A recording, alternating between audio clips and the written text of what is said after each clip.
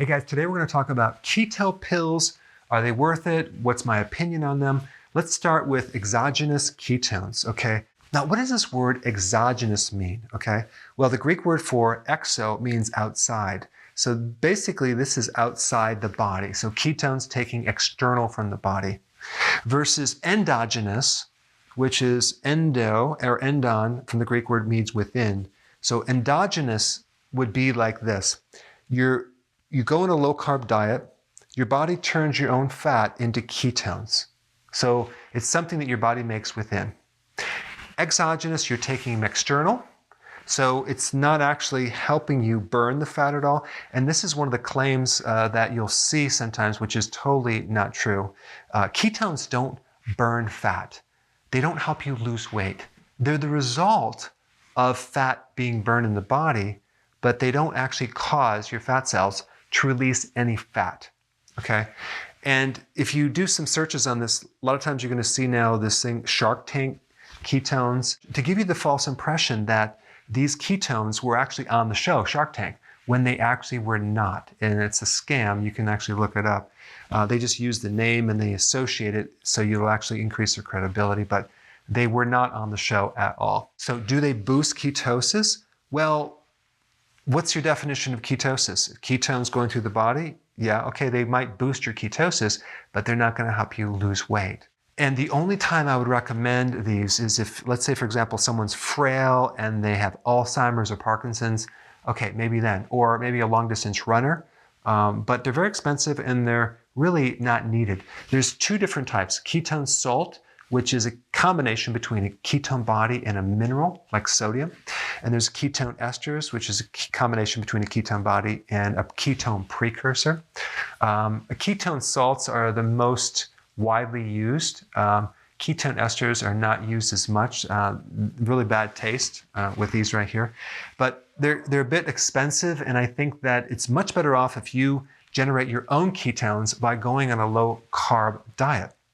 Okay, number two, electrolytes. One of the challenges with electrolytes is they put the hidden sugar in there a lot of times with maltodextrin or dextrose. I don't know why they do that. Sometimes it's pretty high in sodium, very low in other minerals, especially potassium and magnesium. Our bodies need a lot of potassium, and it's easy to get sodium, but it's really hard to get potassium because you would have to consume 7 to 10 cups of vegetables at least to get that.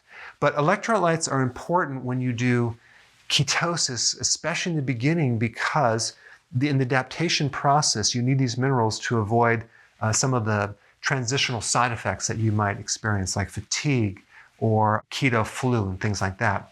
And electrolytes can actually speed up the process of getting to ketosis, and they're especially important when you do intermittent fasting. And most people that do keto also do intermittent fasting together, which is a very smart thing. The next pills I want to talk about are B vitamin tablets, okay? Very, very important when you do keto in the transition phase as you're adapting to fat burning. One of the best sources would be nutritional yeast, because the problem is with B vitamins, most of them are synthetic. And there is a difference between synthetic and natural. The natural ones are a lot more expensive. But if you get nutritional yeast that's unfortified because they fortify it with synthetic vitamins, it's much better. So you have to find that. And there are tablets out there. And also MCT oils, a medium chain triglyceride, which actually will help you make ketones. But the only point about this is that, let's say, for example, you're plateauing and you're not losing as much weight, then you probably don't want to take this because your body's going to be turning this into ketones versus your own fat into ketones. A lot of times people put this in their coffee, and just by cutting it out of the coffee, they can speed up more weight loss. All right, and lastly, herbs.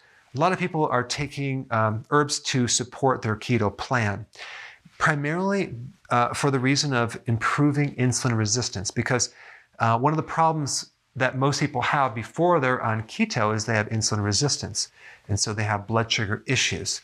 And just by doing keto in general, you're going to improve insulin resistance. But there are other herbs that help your blood sugars, that help the receptor, and they help the insulin receptor be more receptive so that it's not so resistant anymore.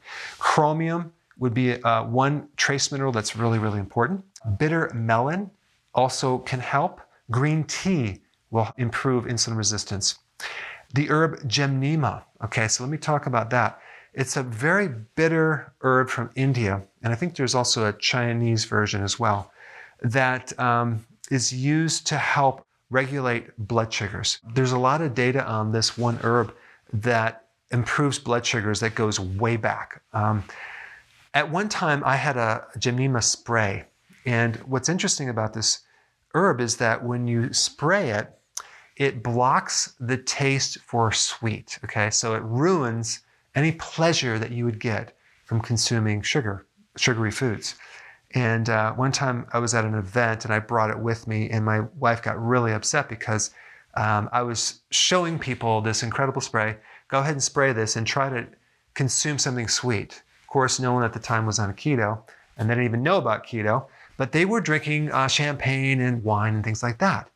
And if you spray this in someone's mouth before they drink some alcohol or champagne, or especially wine, it actually, it tastes like vinegar. It'll taste bitter. It just destroys the taste of it. And I kind of ruined that party. And I don't have that product anymore simply because I want people to do actual keto to get rid of their cravings, not to have some gimmick or something that would be like a crutch. Even though a lot of people are asking me like, well, when are you going to have that product again? I'm not going to bring it back.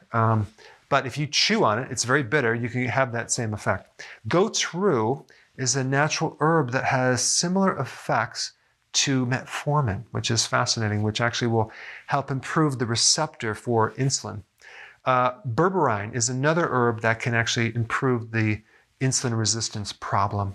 And cinnamon. These are just some herbs and other nutrients that can help. All right, guys, thanks for watching, and I will see you in the next video. So if you're enjoying this content, go ahead and share it with someone that could really benefit from it.